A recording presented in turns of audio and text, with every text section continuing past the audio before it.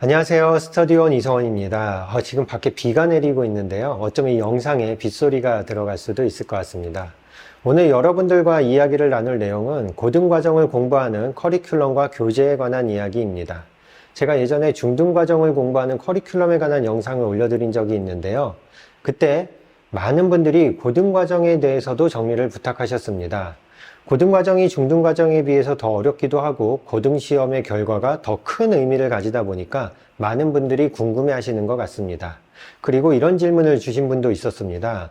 고등 선행을 진행함에 있어서 진도를 어디까지 나가는 것이 좋은지, 그리고 진도를 나갈 때에도 유형별 문제풀이가 가능한 수준이면 다음 진도를 진행해도 되는 것인지, 아니면 심화 문제풀이까지 완벽하게 연습한 뒤에 그 다음 진도로 넘어가는 것이 좋은지, 이런 것들을 궁금해 하시는 분들도 있었습니다.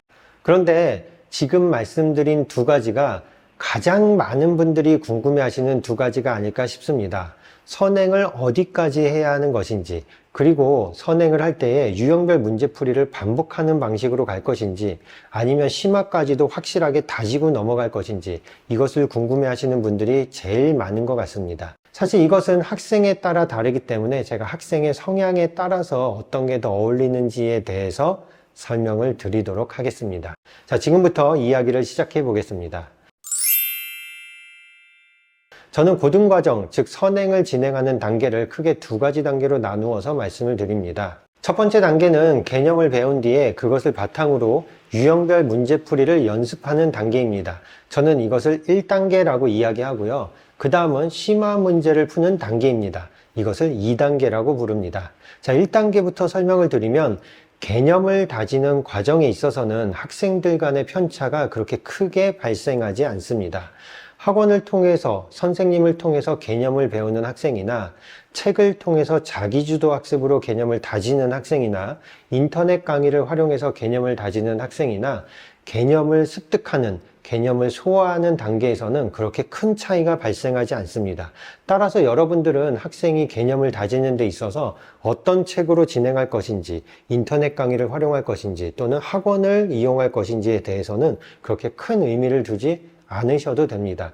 물론 학생에 따라서 스스로 개념서를 가지고 개념을 익힐 수 있는 능력을 갖추는 것은 굉장히 중요합니다. 학원을 통해서 항상 선생님을 통해서 잘 정리된, 즉 받아먹기에 좋게 정리된 것으로 개념을 습득하는 것보다는 개념서를 스스로 볼 수 있는 능력을 갖추는 것이 나중에 선행을 진행한 뒤에도 자신이 잊어버린 부분이 있을 때 그것을 혼자 스스로의 힘으로 복습할 수 있는 능력이 있기 때문에 이런 학생들이 아무래도 수학을 더 잘할 가능성이 큽니다.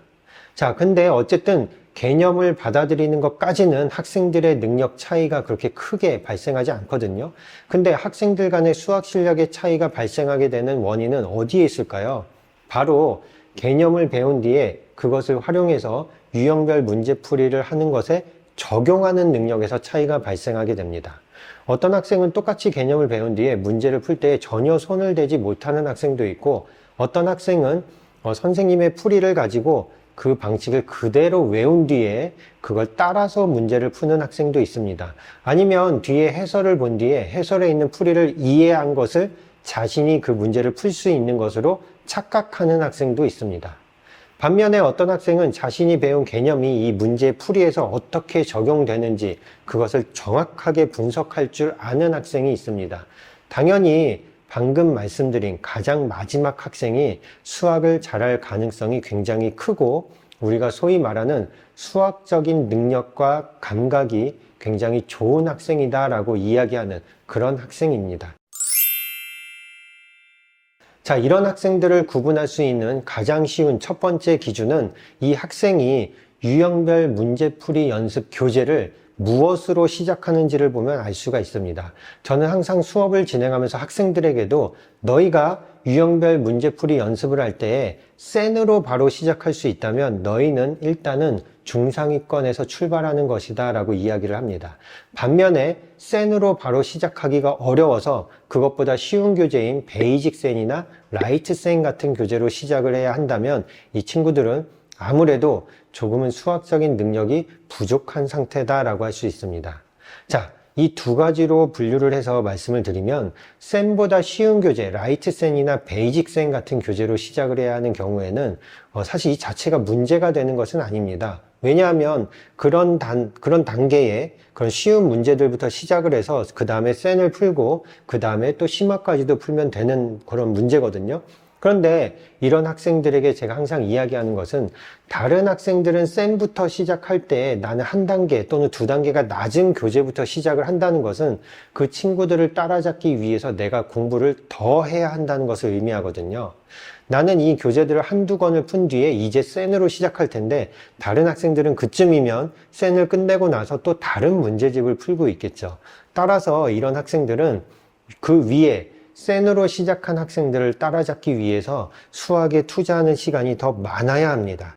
즉, 유형별 문제풀이를 연습하는 그 시간이 이런 학생들보다 더 많아야 한다는 것이거든요. 때로는 2배에 가까운 시간이 필요할 수도 있습니다. 왜냐하면 베이직 센을 거친 뒤에 라이트 센을 거치고 센으로는 이런 과정을 밟게 된다면 이 친구들은 무려 2권이나 문제를 더 푼 뒤에야 센에서 시작할 수 있거든요. 따라서 만약에 자녀분이 센보다 더 쉬운 교재로 시작을 해야 되는 상황이라고 판단이 된다면 부모님께서 해주셔야 할 일은 학원에서, 그러니까 이 친구가 학원 숙제를 하느라 자신이 혼자서 공부할 수 있는 시간이 별로 없으면 이건 정말 큰 낭패를 보게 됩니다. 왜냐하면 수학에 투자해야 되는 시간이 굉장히 많은데 그럼 숙제를 할 때에도 많은 시간이 걸릴 거고 남들보다 적어도 2배의 문제를 풀어야 자신보다 더 잘하는 학생들을 따라잡을 수 있을 텐데 영어학원이나 과학학원이나 국어학원 등의 다양한 학원들을 다니느라 수학을 공부할 수 있는 시간이 그만큼 확보되어 있지 않다면 이 친구는 다른 학생들과 그 간격을 그냥 그대로 유지한 채로 공부를 할 수밖에 없게 됩니다. 그리고 수학적인 능력이 개발되는 속도가 아무래도 더디다 보니까 사실은 격차가 더 벌어지게 됩니다. 따라서 저는 이런 학생들에게 꼭 이런 이야기를 합니다. 너희가 나중에 고등학교에 가서 시험을 정말 잘 보고 싶으면 그럼에도 불구하고 라이트 센이나 베이직 센부터 시작하는 것이 너희가 더 편하다고 느낀다면 그렇다면 너희는 수학 공부를 남들보다 2배, 예를 들면 남들이 30문제를 풀 때 자신은 60문제를 푸는 마음으로 공부를 해야 한다라고 이야기합니다. 그리고 이런 친구들한테는 저는 절대로 선행을 권하지 않습니다. 이런 친구들한테는 선행을 어느 정도까지만 권하냐면 고등학교 1학년 과정을 아주 자신 있게 풀 수 있을 정도까지만 권합니다. 제가 예전 영상에서도 말씀드렸다시피 고등학교 1학년 과정은 앞으로 고등학교에서 수원, 수투, 미적분을 공부하는 데 사용되는 도구로서 배우는 것이기 때문에 고등학교 1학년 과정이 잘 되어 있으면 잘 되어 있을수록 혹시나 뒷부분에 선행이 안 되어 있다고 하더라도 이 친구들이 수원, 수투, 미적분을 진행할 때 고1 과정이 아주 매끄럽게 마치 윤활유가 칠해진 것처럼 매끄럽게 진행될 수 있게끔 도와주는 역할을 합니다. 그런데 고1 과정이 완벽하게 되어 있지 않으면 그리고 시험을 본 뒤에는 자신이 공부했던 내용을 잊어버린다면 나중에 수원, 수투, 미적분을 할 때에도 중간중간마다 계속 막히고 구멍이 뚫려 있는 느낌을 받게 되거든요. 그러면 학생들은 점점 자신감을 잃게 됩니다. 왜냐하면 고등학교 2학년 과정 또는 3학년 과정을 함에도 불구하고 자신은 아직 1학년 과정에서도 모르는 것이 있다라는 생각이 들기 때문에 계속 자신감이 떨어지게 되거든요. 그래서 저는 이런 학생들은 간혹가다 실력이 부족하다고 느껴서 오히려 선행을 많이 시키려고 하시는 분들이 있는데 저는 절대 그런 방법을 추천하지 않습니다. 이런 학생들은 오히려 고등학교 1학년 과정을 계속 반복해서 라이트 센, 베이직 센, 개념 원리 이런 것들을 계속 반복해서 품으로 인해서 그 과정에 대해서 자신이 아주 자신감을 가질 수 있을 정도를 목표로 해서 선행을 진행하는 것을 권해드립니다. 이런 학생이 만약에 고1 과정이 그 정도로 완성이 되었는지를 어떻게 확인할 수 있냐면 우리가 예를 들면 그냥 가장 간단하게는 근처에 학원을 보내셔서 어느 정도의 레벨이 나오는지를 판단해 보시는 것이 가장 정확하기는 합니다. 근데 많은 분들이 학원을 다닐 것도 아닌데 가서 테스트 보는 것을 좀 꺼려 하시거든요. 그리고 학원에서 상담을 받다 보면 아무래도 테스트 문제를 조금 어렵게 내고 아이를 기를 죽이는 경우가 있기 때문에 또 꺼리시는 경우도 있습니다. 그런 경우에는 예를 들면 RPM이라든지 마플 같은 책을 보면은 그 마지막에 중간고사나 기말고사, 모의고사가 있고 개념원리 같은 경우, 개념원리 RPM 같은 경우에는 단원이 끝날 때마다 그 단원을 총정리하는 문제들이 있습니다. 그런 것들을 풀어보게 하셨을 때 정답률이 한 90% 이상을 계속 유지한다라고 하면은 고1 과정을 아주 확실하게 잘 다진 것이라고 보셔도 좋을 것 같습니다. 물론 그렇다고 해서 당장 고등학교에 가서 시험을 잘 보는 것이냐라는 건 조금 별개의 이야기이긴 합니다. 자, 왜 그러냐면 이게 별개라고 말씀드리는 이유는 사실 학생들이 자신이 풀었던 문제집에서 문제를 다시 푸는 거는 아무래도 익숙한 게 있거든요. 자기가 풀었던 것과 비슷한 것들로 테스트를 보기 때문에 잔상이라고 해야 될까요? 이 문제를 풀었던 기억이 남아있기 때문에 처음 보는 문제라고 하더라도 어느 정도는 기시감이라고 해야 되겠죠. 이 문제를 풀었던 경험이 떠오르기 때문에 문제를 어느 정도 접근하는 거를 힌트를 얻고 시작한다라고 볼 수 있습니다.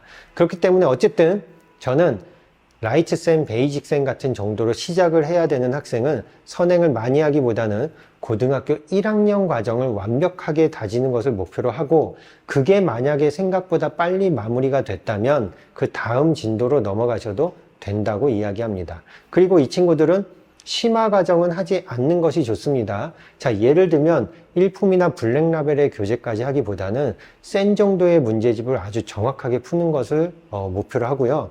간혹가다 그래도 좀 더 어려운 문제를 풀고 싶다면 센의 C단계 문제를 푸는 것을 권해드립니다. 제가 예전에 센의 C단계 같은 거를 풀 바에는 차라리 심화를 제대로 하시라고 말씀드린 적이 있는데, 이런 친구들은 아직은 심화를 제대로 하기에는 조금 부족한 면이 있거든요. 그래서 심화 교재를 좀 블랙라벨 같은 걸 가지고 처음부터 끝까지 풀기에는 무리가 있으니까 센의 C단계를 도구로 삼아서 그 정도의 문제로 연습을 하는 것을 저는 추천드립니다. 자, 그러면 이제 센으로 시작할 수 있는 학생들은 어떻게 공부하면 될까요? 이런 친구들은 그래도 남들보다는 조금 아낀 시간이 있잖아요. 그러면 그 시간을 심화를 공부하는 데 쓸 수 있다고 생각하시면 됩니다. 그리고 만약에 심화가 아니면 진도를 나가는데 활용할 수도 있습니다.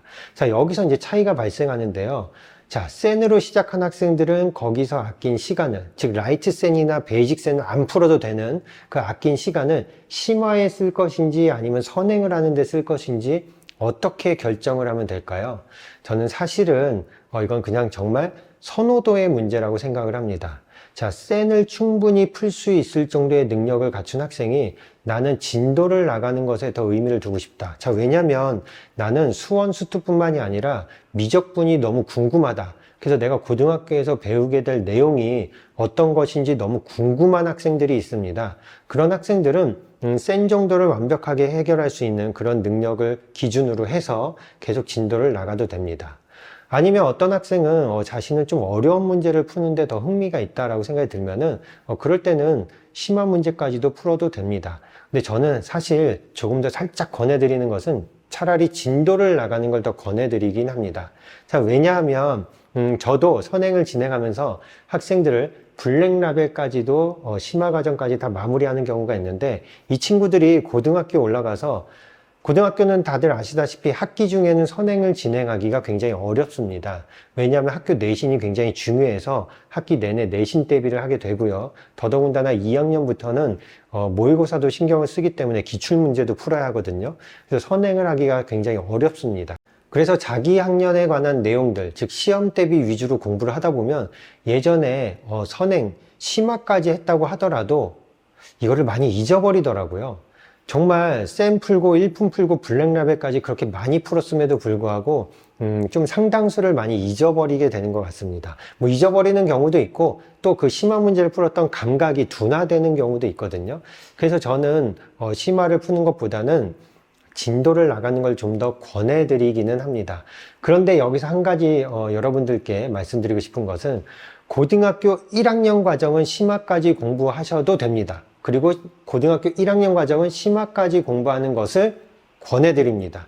자, 그 이유는 제가 누누이 강조드리다시피 고등학교 1학년 과정은 앞으로 고등과정을 공부하는 하나의 도구라고 말씀을 드렸으니까 그 도구가 능숙하면 능숙할수록 학생에게 유리한 거거든요.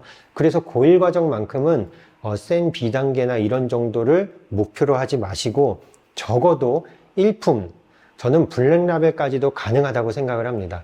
거기까지도 완성하는 것을 목표로 선행을 진행하시면 학생들에게 굉장히 유리한 면이 많습니다. 일단은 고등학교 올라가서 첫 시험을 준비할 때 시험 대비를 할 때 너무 빡빡하지 않을 수 있거든요. 그래서 수학을 생각보다는 조금 여유 있게 공부하고도 좋은 성적을 거둘 수 있다는 이점이 있습니다.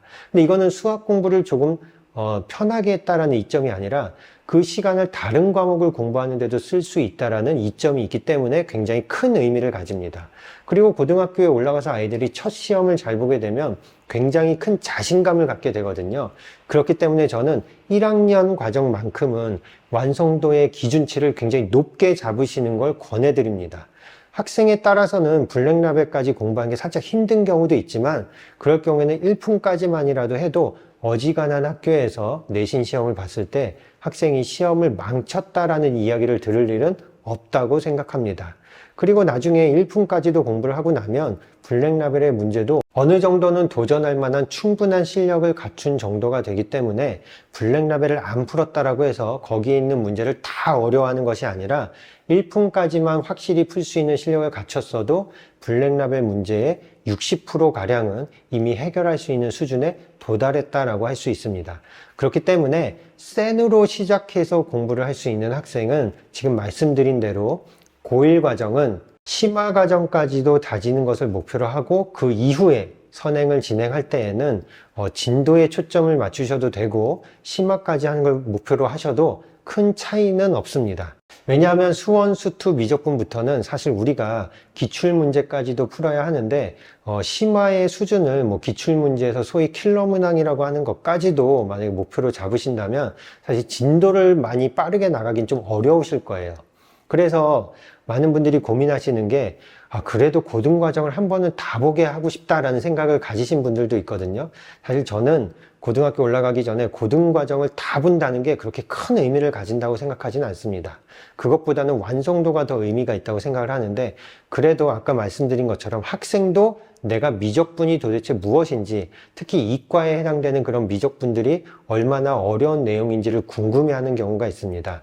그런 경우에는 심화보다는 센 B단계 정도를 목표로 해서 진도를 나가시는 것을 권해드립니다.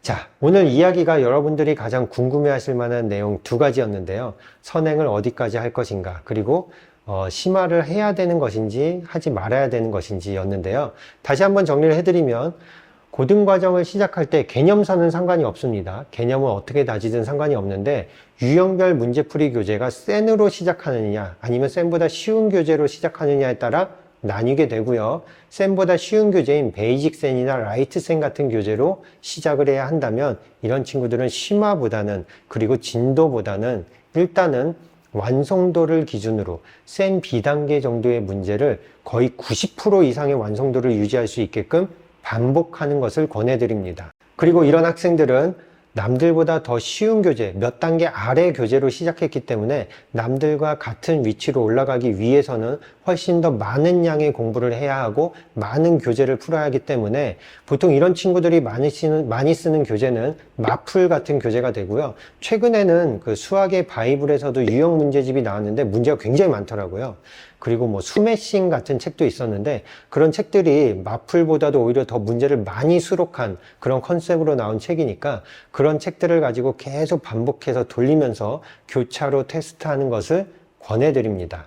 그래서 심화보다는 B단계의 문제를 완벽하게 풀어서 자신이 자신감을 가질 수 있을 정도로 정말 이 정도 풀어서 고등학교 올라가서 시험을 보면은 내가 못 보면 왠지 억울하겠다라는 생각이 들 정도로 문제를 많이 풀게 하는 것을 권해드립니다.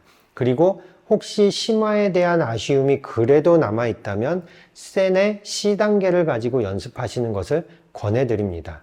자, 그리고 이제 센으로 시작할 수 있었던 학생들은 계속 센 B단계 정도의 완성도를 마찬가지로 8, 90% 이상을 목표로 하면서 계속 진도를 나갈 수 있겠죠. 그리고 아까 라이트 센이나 베이직 센을 풀지 않아도 되는 그런 시간을 절약한 장점을 진도를 나가는 데 써도 되고 심화를 하는 데 써도 되는데 단 고1 과정은 반드시 심화까지도 완벽하게 풀 수 있을 정도로 다져 놓는 것을 권합니다라고 말씀을 드렸습니다.